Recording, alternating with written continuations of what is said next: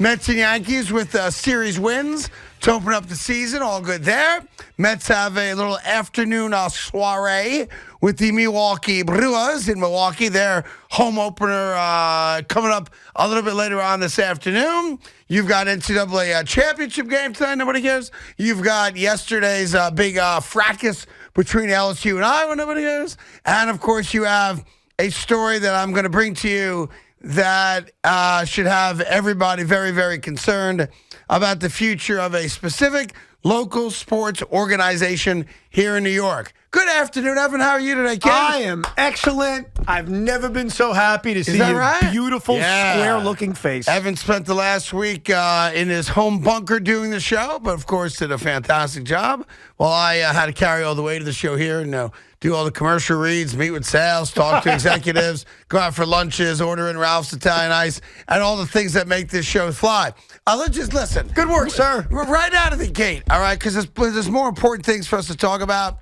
This whole thing with yesterday afternoon's women's championship game that LSU blows out Iowa, and you have Angel Reese, the sophomore on LSU, doing the John Cena and pointing to her ring finger in front of Caitlin Clark, not even arguably, but the best college women's player alive today, is now gone crazy.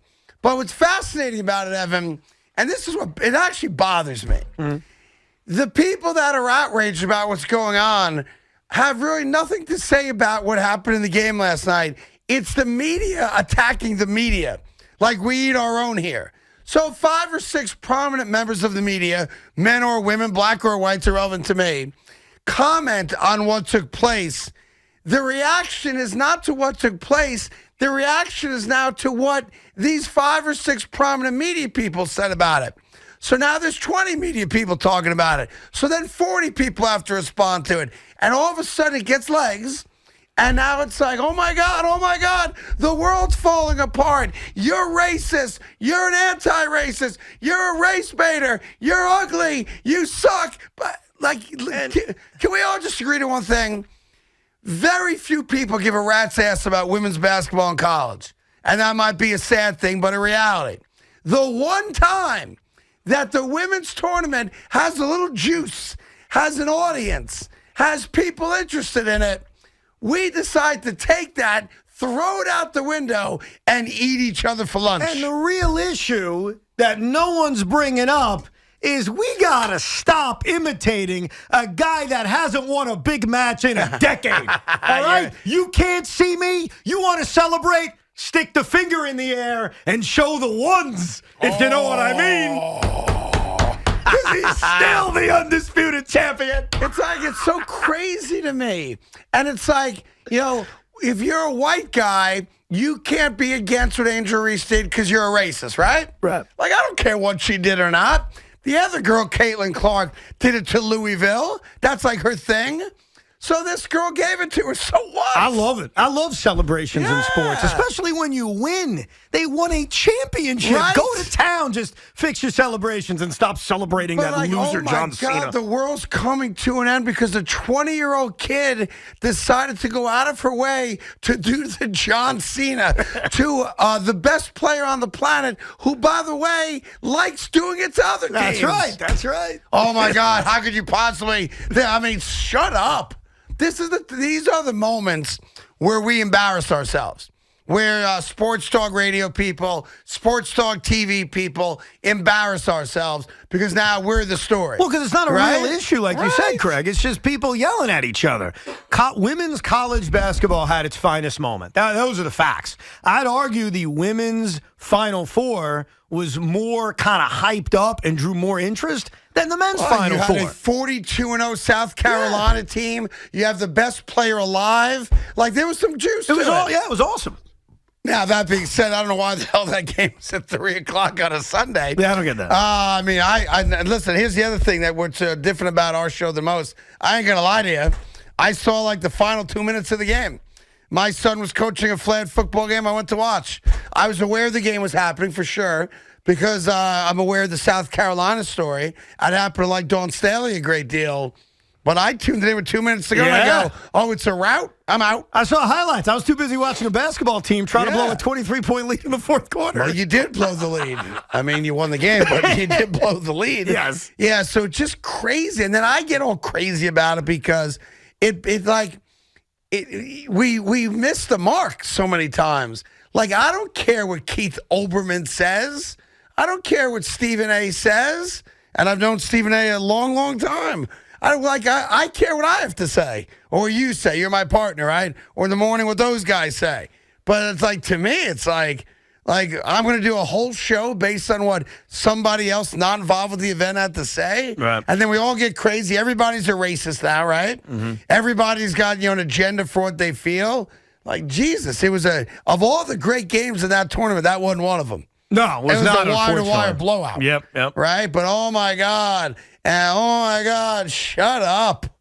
I get annoyed by it. I see. I get totally annoyed by it. The wrinkles in your head start to move. That's how I know you're annoyed. I got plenty of those. You know, I didn't eat lunch today. Why not? I'm trying to lose 20 pounds. You're what? I know, it sounds funny, right? Hey, watch this. Yeah. Hey, can you order some Ralph's? Oh, yeah, could you please? I'm dying for something. I didn't get my poke bowl. I didn't order Ralph's today. I don't have any pizza showing up. I blew off Talercio's phone call because I know he's offering me pizza Rustica for Easter. Oh. I can't have it. Pizza Rustica? It's my favorite. Of all the foods that are associated with specific holidays, and I include turkey, by the way, on Thanksgiving, which obviously I love. Pizza Rustica is my favorite. And there's nothing that's even close. Yeah, I don't know if you know what it is. No, you brought it into my world like a year ago, and I like it. Yeah, it's basically like an omelet with prosciutto in it. Yeah, I mean, but in a pie form. It's right? very creative. My God, I mean, I could eat that all day, every day. Can we get some? Like, what are we waiting for? No. He wants to bring me an entire tray of it. Okay. And I have to say no. I don't see the issue here. What's I have to say Why do you have to say no? Because Craig, I got to lose 20 pounds. I got 3 chins. Quit the charade. You're not losing 20 pounds, so just enjoy yourself. I mean, at least can't you support me for a couple days? I would support you if I just decided this morning. I would support you if I thought there was a chance of it happening. Yeah, my family always says to me, hey, Dad, if you want to lose weight, how come you always wait till Monday to do it? Because I'm like, well, you know the rules. Like Friday night's pasta night at my house, Saturday night's pizza, Sundays, whatever's left over. Right. I got to eat all that stuff. I'm not throwing it out. Money don't grow on trees. So your only chance to lose 20 pounds is to lose it Monday through Friday, because when Saturday comes, oh yeah. Goodbye. So I'm going no pasta weeks, all pasta weekends. That's how I'm going to try to break this bad boy up. Yeah, lots of protein. I had the Dunkin' Donuts egg whites for breakfast. By the way, solid. Not bad. A solid egg white. You wouldn't think it because it's not a donut, but a solid egg white. Dude, they do good breakfast, man. Yeah, they do a solid breakfast. Yep. I had a burger at lunch with bacon and cheddar cheese on it and a smoothie. Solid ordering, right? Oh, very solid. I thought so. Yeah. Listen, Rome was not built in a day, my friend.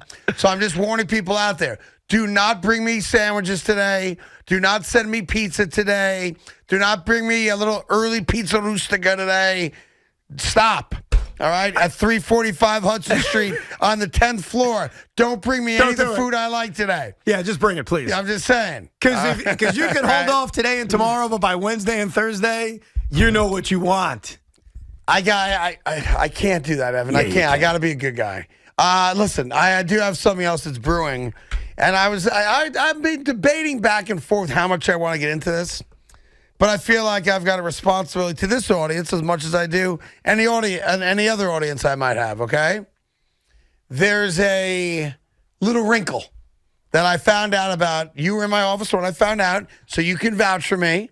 This is not like invented. It's not made up. I had a very personal correspondence with somebody while I was in my office in front of Evan today. There's a wrinkle, and it ain't a good wrinkle. Aaron Rodgers to the Jets is not a done deal. And the wrinkle is this. There is another team now. And that is a team that is just kind of lying in wait, keeping their trap, keeping it shut, because it may not happen. Mm-hmm. The Aaron Rodgers Jet thing is most likely still the way this thing comes to an end.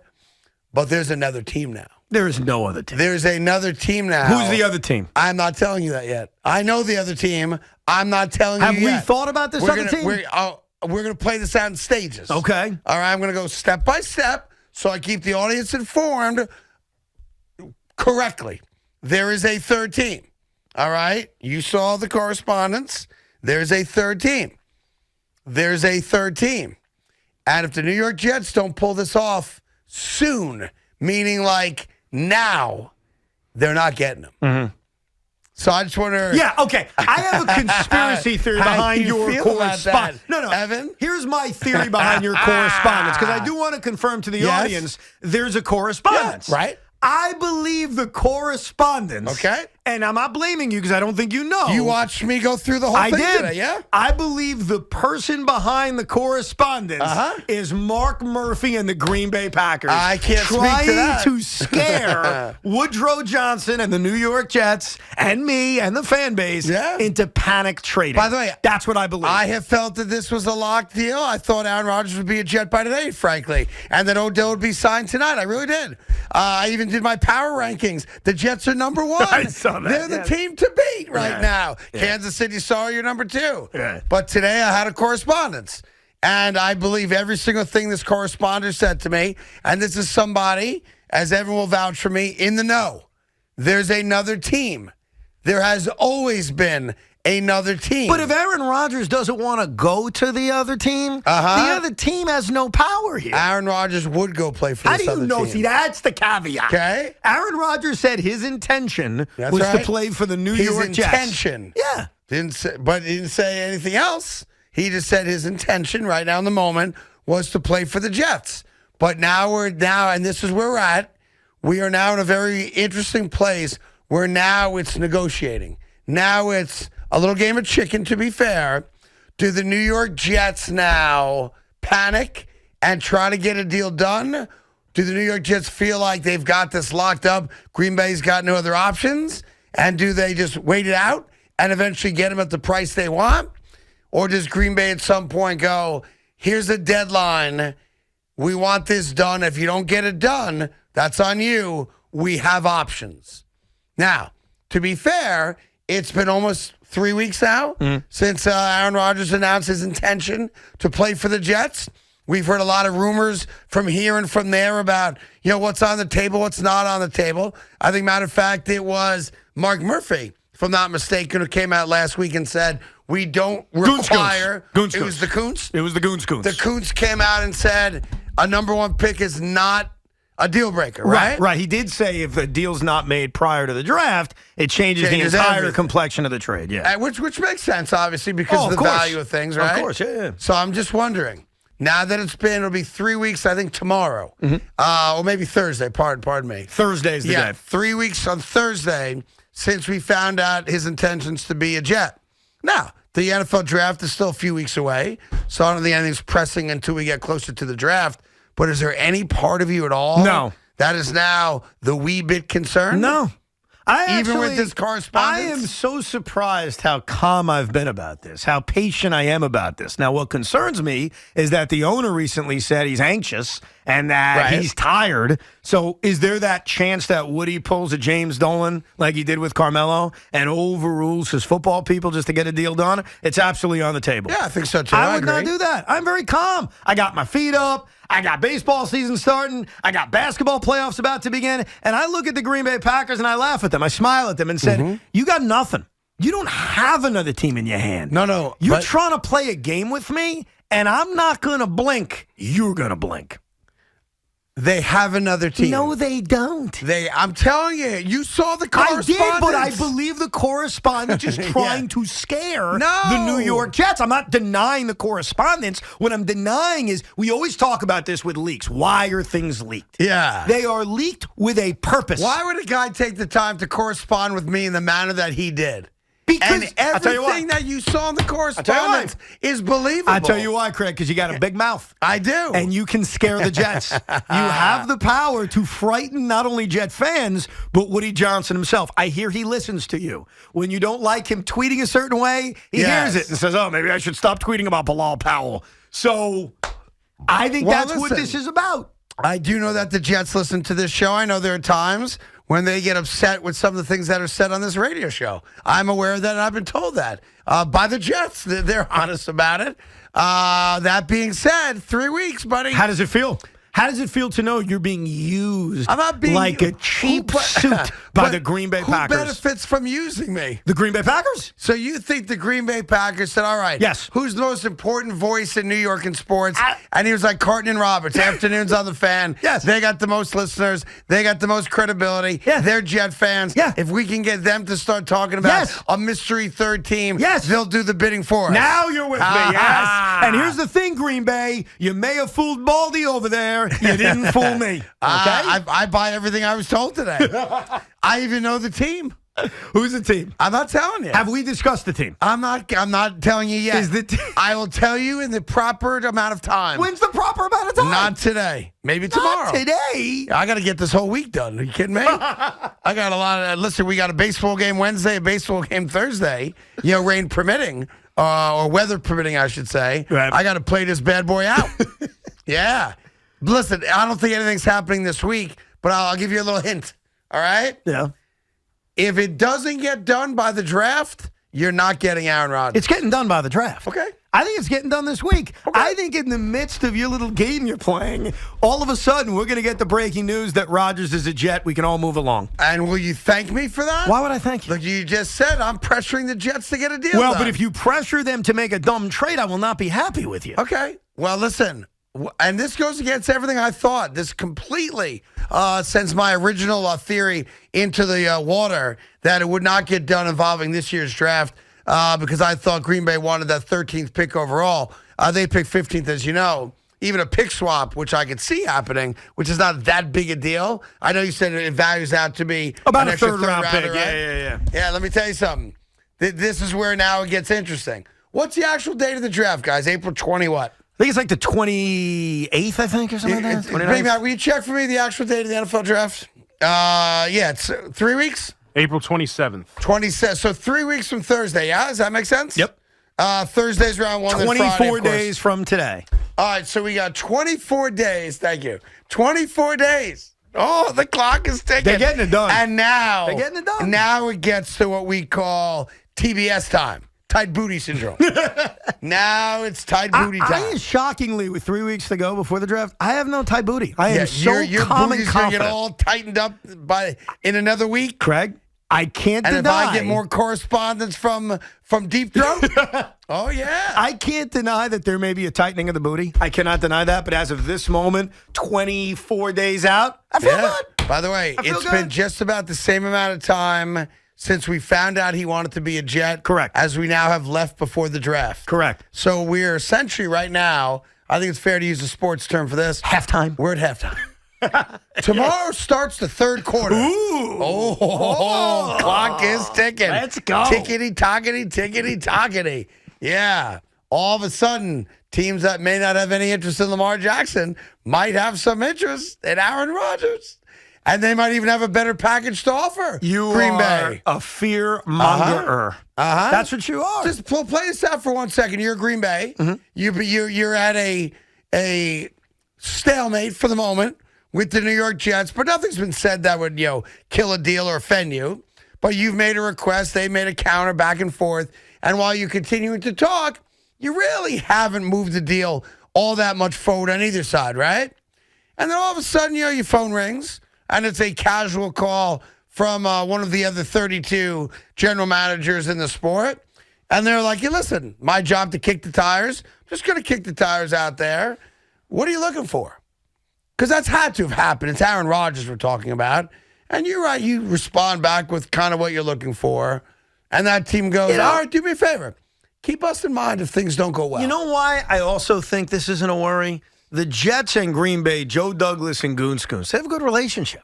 They're not going to screw each other. The fact that Joe Douglas recently said, I'm not going to negotiate with Lamar because of kind of what he owes the negotiations. Disingenuous. I think Green Bay's doing the same thing. I think if you try to call the Packers and make a deal with Aaron Rodgers or for Aaron Rodgers, they politely tell you, yeah, we're good. Oh, I disagree. I think they take that call. I think they take that call and they use that call in their negotiations with the Jets. The mutual respect of the people involved here. Yeah. I think lead them to not taking that But phone call. listen, but at the end of the day, you need to do what's best for your employer, not for your reputation around the league. Right. You got to do what makes the Jets better, or Green Bay, what makes the Packers better. But you know what makes you better? Having good relationships with teams around the league. You don't want to screw a team. That's a bad thing. I'm telling you, that we kind of forget about that because I think we look at this as cut and dry, black and white, just get the best deal possible. Okay. Sure, you want the best deal possible, but you also want to keep the relationships that you have strong. Okay. And Joe Douglas and Robert Saleh both have good relationships with the Packer organization. They're not going to blow it up. You can Not blow gonna it be up all blown you up. want. And everybody on Twitter that's mad at me, I'm sorry. What do you want me to tell you? I'm just giving you news as I get it. And Evan watched me get it today. This is not being made up. I do know the third team, and I'm not telling you right now. How about that? When are you going to tell us? Wednesday? I don't know. Thursday? I want to vet that out a little bit more. Tuesday? I need to do a little bit more research. I need a little bit more chatter with my correspondent. Was the team name surprising to you? No, it was not. Oh. Well, yes and no. Yes and no. Yes and no. Okay, NFC team then, clearly. Yes and no. All right? It was surprising that it was an NFC team. It was not surprising because the team needs a quarterback. There I'm you not go. saying that at all. You're so easy to read like a book. That being said, we have lots to do today. 877-337-6666. Of course, we have tons of baseball coming your way as well. Trying to figure something out real quick. 3-1. That's what you could figure out. 3-1? That's the Mets record. 2-1. That's the Yankees record.